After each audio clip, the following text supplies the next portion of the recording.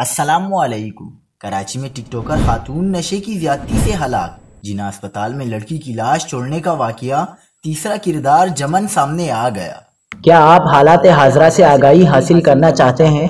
खबर के पीछे छुपे असल हकाइक जानना चाहते हैं? तो अभी सब्सक्राइब कीजिए जिलमिल पाकिस्तान को और साथ ही घंटी के निशान पर क्लिक कर दें। आपको बताते चलें कि डिफेंस में नौजवान टिकटॉकर आयशा पार्टी के दौरान नशे की ज्यादती से दम तोड़ गई।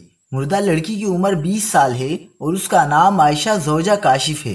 डिफेंस में एक पार्टी के दौरान आयशा ने ज्यादा मिकदार में मंशियात का इस्तेमाल किया था। लड़की को मौत से कबल ज्यादती का निशाना भी बनाया गया। पुलिस जराई के मुताबिक गुलिस्तान जौहर का रिहायशी जमन लड़की को चंद माह से पार्टियों में भेजा करता था। 2 अफराद ने लाश को जिन्हें अस्पताल में छोड़ा। तीनों अफराद की तलाश जारी है। दूसरी जानिब मुतवफ़्फ़ी लड़की की सास सोबिया का कहना है कि आयशा बर्थडे पार्टी का कहकर गई थी। लड़की का शौहर नशे का आदी है। पुलिस के मुताबिक ये मामला अभी तक पार्टी में नशे के इस्तेमाल का ही लग रहा है।